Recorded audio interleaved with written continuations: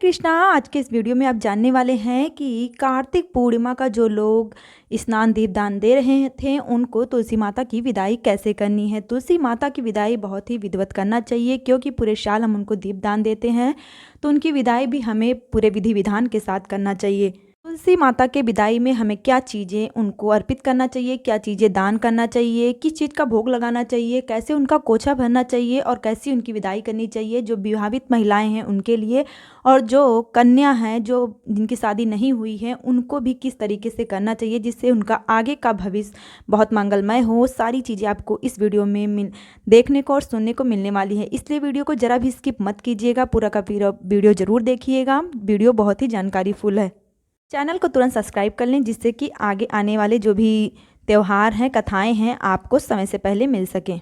सबसे पहली बात, पूर्णिमा का जो आरंभ है वो 26 तारीख से हो जाएगा और 27 को ये दोपहर तक रहेगा, लेकिन आपको विदाई जो है वो रविवार के दिन नहीं करना है। रविवार के दिन 26 नवंबर पड़ रहा है, इसलिए 27 नवंबर दिन सोमवार के दिन आपको तुलसी माता की विदाई करनी है। जो लोग दीपदान दे रहे हैं, जो स्नान कार्तिक महीने में कर दीप नहीं भी दे रहे हैं, तो भी उनको अगर करना चाहें तो तुलसी माता की पूजा पाठ अवश्य कर सकते हैं। उनको बहुत सारी चीज़ें अर्पित कर सकते हैं, जो छूकर दान भी दे सकते हैं।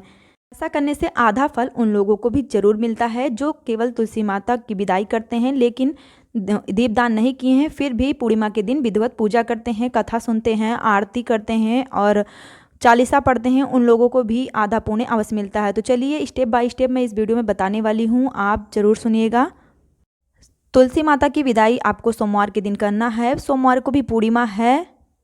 इस दिन स्नान दान और पवित्र नदियों में स्नान करना, दीपदान देना बहुत शुभ होता है। गंगा स्नान का दिन है, तो ये सारी वीडियो मैंने अपलोड किया, आप लोग ज़रूर देखिए। और गंगा माता को कैसे दीपदान दें ये भी आप देखिए और कीजिए, बहुत ही ज़रूरी है। विशेष पूरे साल का फल मिलता है। हमारा भाव ऐसा होना चाहिए, जैसे हम एक बेटी को विदा करते हैं उसी तरीके से हमें तुलसी जी को भी विदा करनी चाहिए। इस दिन हमें नहा धोकर स्वच्छ हो जाना है और फिर तुलसी माता को अच्छे से सजा लेना है। और हो सके अगर आपके पास गन्ने हैं तो गन्ने का मंडप ज़रूर लगाइए। फिर आपको तुलसी माता को सींचना है। सींचने के बाद उनको दीपक जलाना है, धूप बत्ती देना है और फिर सिंदूर लगाना बिल्कुल ना भूलें। सिंदूर लगाइए और फिर उनको थोड़ी सी हल्दी भी लगाइए और फिर वही सिंदूर सुहाग लेके अपने मांग में भी भरिए। तुलसी माता के विदाई के दिन उनका कोछा भरना बहुत ही आवश्यक है। और फिर इस दिन आपको पूड़ी, हलवा या फिर लपसी पूड़ी या फिर लड्डू पूड़ी, जो भी आप सामर्थ हो आप बना सकते हैं। जैसे हम बेटी का विदाई करते हैं तो उसको लड्डू, पूड़ियाँ और पुआ वगैरह देकर विदा करते हैं, तो वैसे तुलसी माता को भी हमें विदा करना है। इस दिन आप हलवा पूड़ी बना लीजिए। उसके बाद एक थाली में आप हलवा, पूड़ी, लड्डू जो भी और भोग हैं सभी चीज़ों को रख लीजिए। ऐसा सोचिए कि हम तुलसी माता का कोछा भर रहे हैं और फिर उनको भोग लगाते हुए वो थाली आप अर्पित कीजिए, पुष्प अर्पित कीजिए और एक चुंदरी माता को नई उड़ाइए। अगर आप विवाह इनका तुलसी माता का विवाह किए हैं उस दिन आप चुंदरी वगैरह उड़ाई हैं, फिर भी आज आपको एक नई चुंदरी अवश्य उड़ानी चाहिए। तुलसी माता को बिंदी, चूड़ी सारी चीज़ अर्पित करने हैं। सारे सुहाग के सामान उनको चढ़ाने हैं। आप चाहें तो जो भी आप सुहाग का सामान उनको अर्पित कर रही हैं आप किसी ब्राह्मण को दान दे सकते हैं। और अगर आपके यहाँ आसपास में कोई ब्राह्मण नहीं है तो आप खुद भी पहन सकती हैं, या फिर थोड़ा सा आप 2 चूड़ी निकाल कर पहन लें प्रसाद के रूप में, और चीज़ें आप ब्राह्मण को ज़रूर दान दें। इस दिन दान पुण्य का बहुत ही विशेष होता है। इस दिन माता तुलसी को भी बहुत लोग दान में देते हैं, बहुत ही शुभ फल प्राप्त होता है। अभी आप जो माता का कोछा भरी हैं, यानी कि जो आप हलवा, पूड़ी, लड्डू वगैरह उनको भोग लगाई हैं, वो आप चाहें तो किसी ब्राह्मण को दे सकते हैं। 2 पूड़ी प्रसाद के रूप में निकाल लें, सभी लोग घर में खा लें। और अगर कोई ब्राह्मण नहीं मिल रहा है तो आप लोग उनको प्रसाद के रूप में वो प्रसाद खा सकती हैं। और अगर कोई ब्राह्मण मिले तो उनको दान में अवश्य दें। जो भी आप भोग लगाई हैं या जो भी आप श्रृंगार का सामान चढ़ाई हैं, इस दिन हो सके तो माता तुलसी को, माता लक्ष्मी को आप एक साड़ी भी अवश्य चढ़ाएं। वो साड़ी आप प्रसाद के रूप में पहन भी सकती हैं और अगर आपकी इच्छा हो तो आप ब्राह्मण को भी दान दे सकती हैं। सारी चीज़ें आप माता को अर्पित करें, उनका कोछा भरी हैं जो, और जो उनको सुहाग का सामान चढ़ाई हैं। और उसके बाद आपको माता की आरती करनी है। तुलसी माता का कथा सुनना बिल्कुल ना भूलें। इस दिन आपको तुलसी माता का कथा अवश्य सुनना चाहिए क्योंकि उनकी विदाई रहती है। कथा का वीडियो आपको इसी चैनल पे मिल जाएगा, इसलिए कह रही हूँ कि वीडियो अगर आप चैनल को सब्सक्राइब नहीं की हैं तो कर लीजिए, जिससे कि समय से पहले आपको कथाएँ भी मिल जाएंगी। कथा सुनने के बाद आप चाहें तो तुलसी चालीसा भी पढ़ सकती हैं और फिर आरती करके तुलसी माता को गले मिलना बिल्कुल भी ना भूलें। जिस तरीके से हम अपने कन्या को विदा करते हैं तो उसको भेंटते हैं, उनका कोछा भरते हैं, वही भाव आपको रखना है कि माता हमारी बेटी की तरह हैं। और उसके बाद पूजा संपन्न होने के बाद आप माता को गले मिलें, उनको प्रणाम करें, उनका पैर छुएं और जो भी त्रुटियां हुई हैं उनका क्षमा मांगें और अपनी प्रार्थना, अपनी कामना माता को अवश्य बताएं और उनसे कहें, माँ आप फिर आइए, फिर मैं आपका स्वागत करूं, इसी तरीके से आपकी सेवा करूं, आपकी विदाई करूं, आप मेरे आंगन में सदैव आते रहिए। आप चाहें तो इस दिन तुलसी माता को छू के बहुत लोग दान भी देते हैं, यानी पूजा करने के बाद दान में भी दे सकते हैं। जिस तरीके से हम सुहाग का सामान, कोछा का भोग हम पंडित या ब्राह्मण को देते हैं, तो इसी तरीके से पौधा भी हम दान में दे सकते हैं।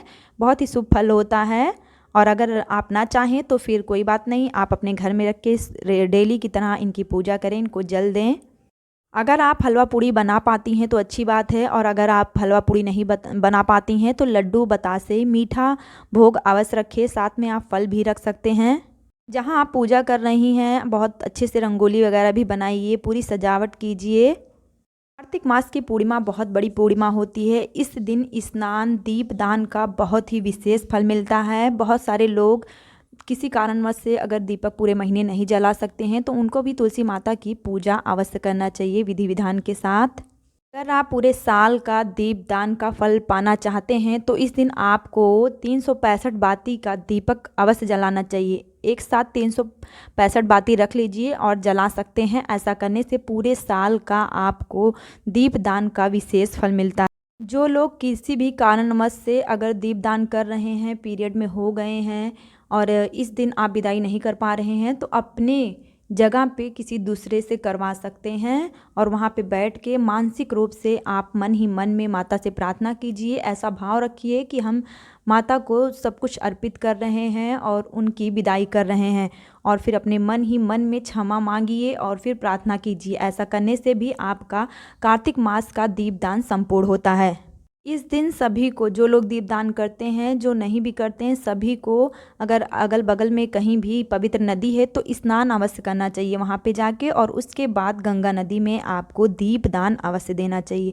अगर वहाँ पे आप सक्षम नहीं है जाने के लिए तो घर पे ही बाल्टी में गंगा जल डालें, स्नान करें और फिर तुलसी माता को सींचने के बाद एक थाली ले लें और फिर उसी में थोड़ा सा गंगा जल और जल डाल के किसी भी पत्ते के ऊपर आप कपूर जला के दीप दान दे सकते हैं। ऐसा मन में भाव रखें कि मैं गंगा नदी में दीप को अर्पित कर रही हूँ, दीप को प्रभावित कर रही हूँ। ऐसा भाव रख के आप करेंगे तो आपका पूरा का पूरा फल, गंगा नदी का, पवित्र नदी का फल आपको अवश्य मिलेगा दीपदान का।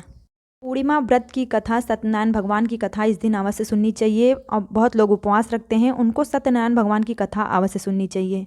जितना हो सके वीडियो को शेयर कीजिए जिससे बहुत लोग को जानकारी प्राप्त हो सके और हमें भी पुण्य मिल सके, आप लोगों को भी मिल सके। और जितना हो सके वीडियो को लाइक कीजिए। कमेंट्स बॉक्स में राधे राधे, जय तुलसी मैया लिखना बिल्कुल मत भूलिएगा।